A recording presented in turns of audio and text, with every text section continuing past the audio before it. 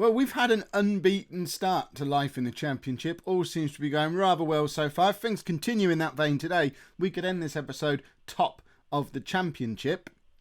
Or you'll see it all fall apart like it usually does when I am too positive in the intro. So, win-win either way, really.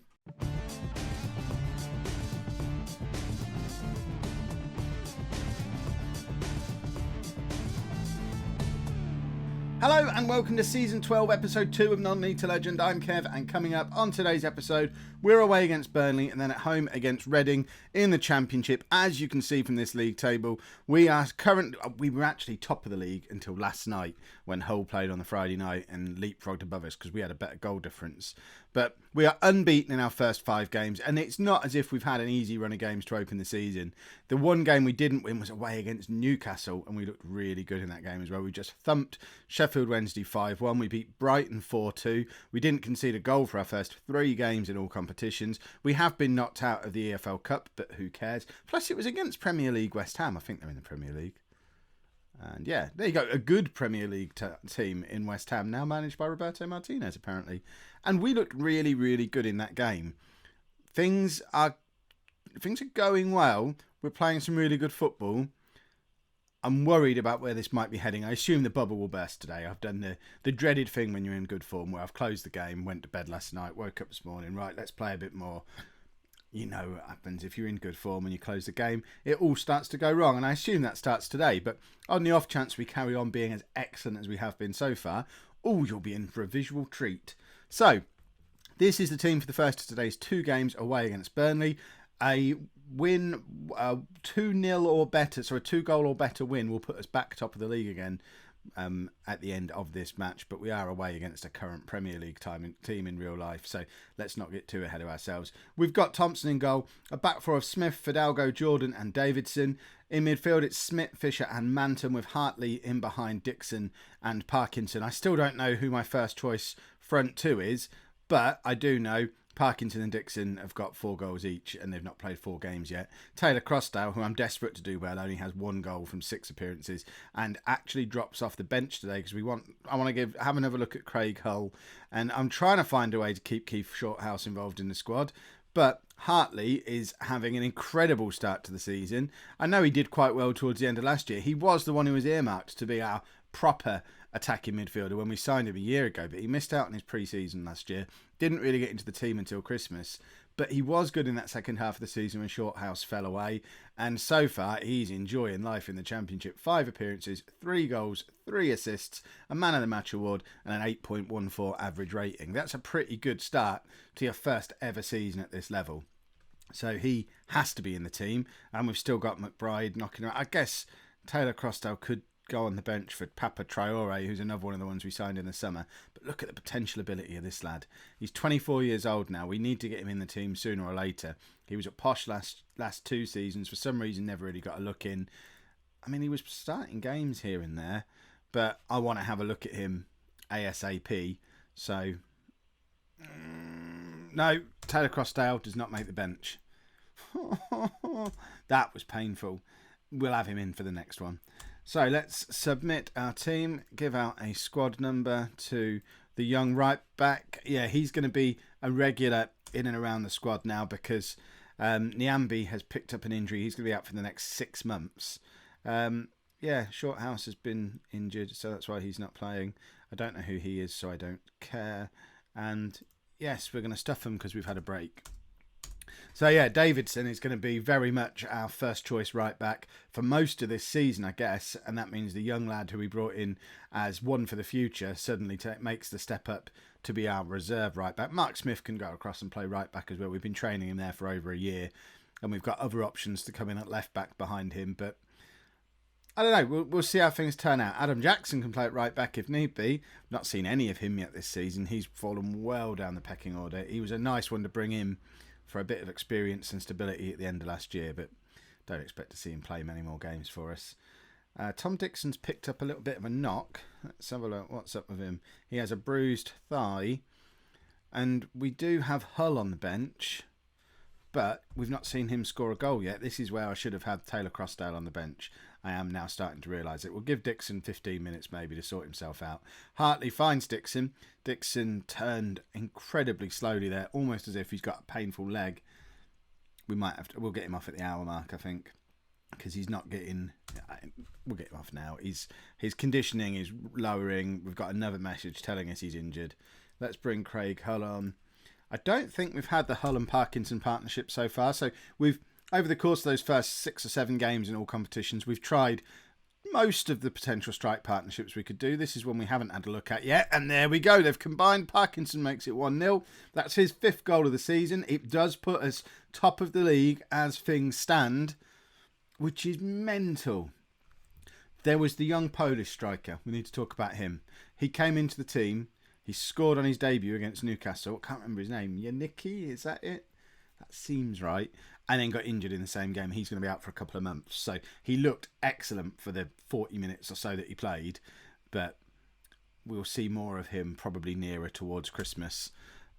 Taylor Crossdale needs to establish himself in this team before that happens. Because at the moment, he's probably my 4th choice striker, which is not a situation I expected to be in. Those of you who didn't think I should have sold Davidson... he'd have struggled to get in the under-23 team. Right, let's take Hartley off, bring Jim McBride on. Shorthouse is still not match fit, so he can just hover around on the bench for a little while. We have given Keith Shorthouse another new contract because his agent keeps asking for them, and I can't not give the man money. It's just the way he smiles at me. We haven't got a backup left back to bring on for Smith at the moment. Fisher's on a booking, so he can come off. And we'll bring Keith Shorthouse on, why not?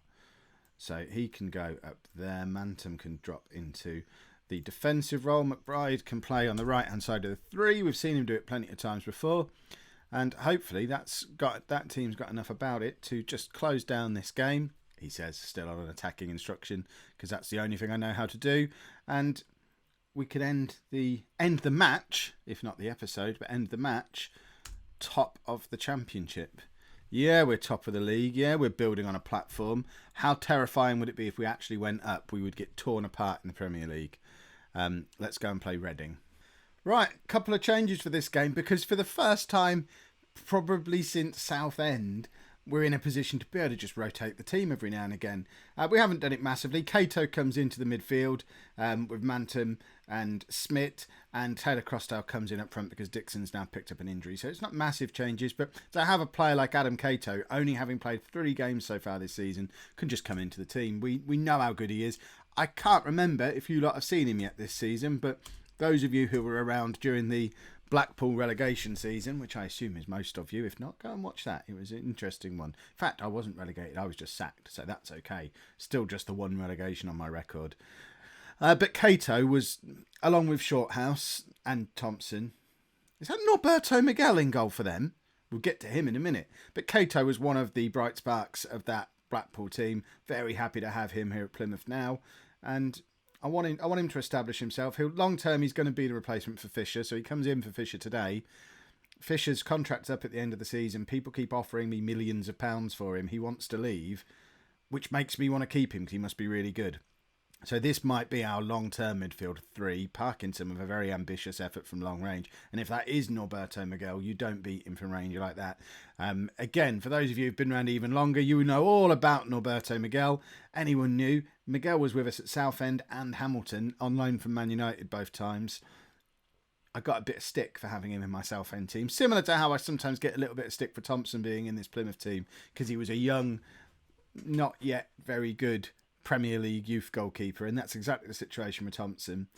But I really liked him, and it looks like he's establishing himself as a championship level goalkeeper now.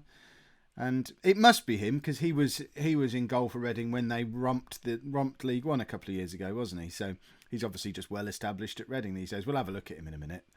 But I see Thompson as a new Norberto Miguel, although he's going to be even better. He's going to establish himself in the Premier League with Plymouth. Right. We need some kind of attacking oomph, and we haven't really got any at the moment.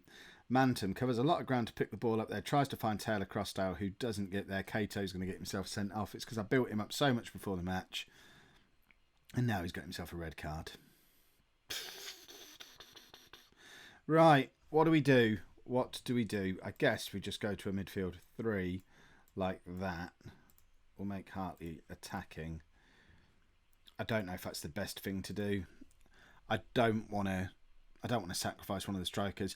I mean, a 0-0 draw against Reading, albeit at home, is still a really good result. But I don't want to just play with one striker. Right, Taylor Crossdale has been rubbish again. We've actually run out of strikers to bring on for him.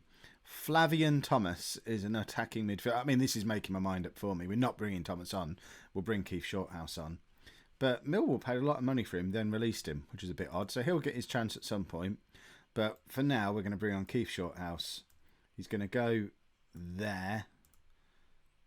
But in fact, we're going to swap him around. He's going to go there. Hartley will drop back to support again. Parkinson can go up as a poacher. And we'll do that. Parkinson's, I mean, he'd be next on my list of players to bring off. We can't play with no strikers, surely. No, we'll leave that for now. Hartley can come off and Fisher can come on for him, and we'll just... all three of those are very similar midfield players. It's hard picking the right combination. Right, there you go. Changes have been made. We need Joe Parkinson to wake up and go and grab us a goal. Kinda. I mean, he is awful now. Let's get him off. Thomas can come on. Can either of these two play up front? Not really. Shall we just be mad then and do this? Why not? So you can be a playmaker. You can be... Oh, they both want to be playmakers. I want a shadow striker. Who can do shadow striker better? Keith, you're up.